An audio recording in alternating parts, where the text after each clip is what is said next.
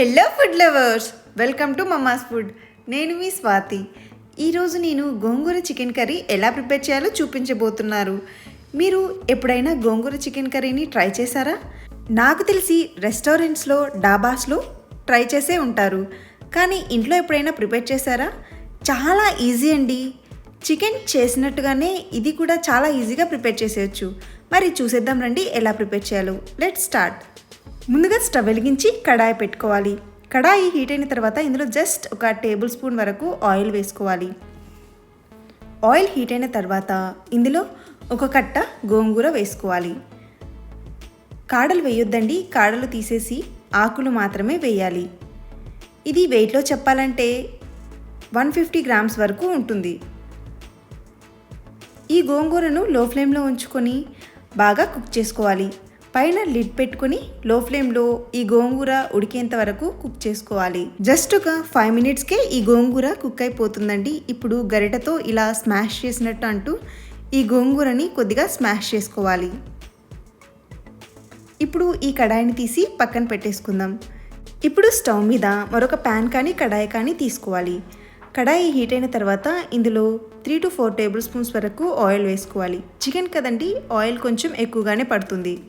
Oil heat అయిన తర్వాత ఒక చిన్న బిర్యానీ ఆకు, ఒక స్టార్ ఫ్లవర్, 1 ఇంచు దాల్చిన చెక్క, 3-4 లవంగాలు, 3 ఏలకులు, 1 టీ స్పూన్ వరకు జీలకర్ర వేసుకుని కొద్దిగా ఫ్రై చేసుకోవాలి. ఈ మసాలా దినుసులను కొద్దిగా ఫ్రై చేసుకున్న తర్వాత ఇందులో 2 మీడియం సైజు ఆనియన్స్ని ఇలా సన్నగా చాప్ చేసుకుని యాడ్ చేసుకోవాలి. ఆనియన్స్ని ఆయిల్లో బాగా కుక్ చేసుకోవాలి. ఆనియన్స్ సరిగా కుక్ అవ్వకపోతే కర్రీ టేస్ట్ అస్సలు బాగుండదు. కాబట్టి ఆనియన్స్ని బాగా కుక్ చేసుకోండి. ఆనియన్స్ ఫ్రై అయిన తర్వాత ఇందులో 2-3 పచ్చిమిర్చిలను ఇలా చీలికల్లా కట్ చేసుకుని యాడ్ చేసుకోవాలి. 1 టేబుల్ స్పూన్ వరకు ఫ్రెష్గా దంచి పెట్టుకున్న అల్లం వెల్లుల్లి పేస్ట్ని కూడా యాడ్ చేసుకుని ఒకసారి బాగా మిక్స్ చేసి అల్లం వెల్లుల్లి పేస్ట్ పచ్చివాసన పోయేంత వరకు ఫ్రై చేసుకోవాలి. అల్లం వెల్లుల్లి పేస్ట్ కూడా ఫ్రై అయిపోయిన తర్వాత ఇందులో 2 మీడియం సైజు టమాటోస్ని ఇలా ముక్కలుగా కట్ చేసుకుని యాడ్ చేసుకోవాలి. టమాటోస్ని చిన్న చిన్న ముక్కలుగా కట్ చేసుకుని యాడ్ చేసుకోండి, తొందరగా మగ్గిపోతాయి. ఇప్పుడు ఈ టమాటోస్ని బాగా ఒకసారి మిక్స్ చేసుకుని మూత పెట్టుకొని 2 మినిట్స్ కుక్ చేసుకోవాలి. 2 మినిట్స్కి ఈ టమాటోస్ బాగా కుక్ అయిపోయి ఉంటాయి. ఇప్పుడు ఒకసారి మూత తీసి బాగా ఒకసారి మిక్స్ చేసుకోవాలి. తర్వాత శుభ్రంగా వాష్ చేసుకున్న 1 కేజీ చికెన్ని యాడ్ చేసుకోవాలి. మరీ చిన్నవి కాకుండా పెద్దవి కాకుండా మీడియం సైజు ముక్కల్లా ఉండేలాగా చూసుకోండి. చికెన్ వేసుకున్నాక మంట మీడియం ఫ్లేమ్లోకి టర్న్ చేసి బాగా ఒకసారి మిక్స్ చేయాలి. ఇలా అంతా కలిసేలాగా బాగా మిక్స్ చేసేసుకోవాలి. ఇలా మిక్స్ చేసుకున్న తర్వాత మంట మీడియం ఫ్లేమ్లోనే ఉంచుకొని మూత పెట్టుకొని 10 మినిట్స్ కుక్ చేసుకోవాలి. మధ్య మధ్యలో 1-2 సార్లు మూత తీసి బాగా మిక్స్ చేసుకుంటూ ఉండండి. తర్వాత ఇందులో రుచికి సరిపడా ఉప్పు, 1 టేబుల్ స్పూన్ వరకు కారం, 1/2 టీ స్పూన్ వరకు పసుపు యాడ్ చేసుకుని బాగా మిక్స్ చేసుకోవాలి. ఉప్పు, కారం ముక్కలకు బాగా పట్టేలాగా మిక్స్ చేసుకోవాలి.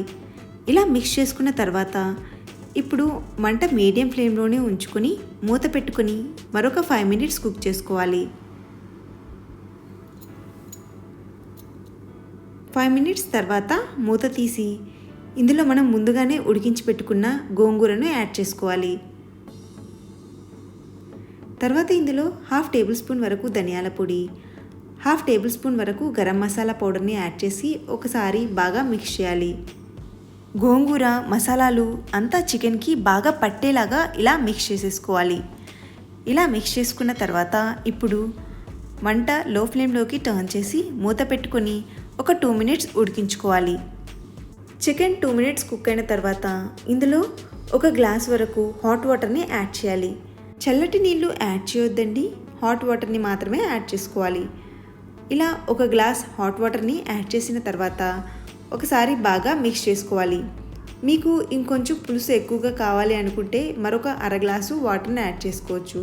తర్వాత ఇందులో కొద్దిగా పుదీనా ఆకులు, కొద్దిగా కొత్తిమీరను కూడా యాడ్ చేసి బాగా మిక్స్ చేసుకోవాలి.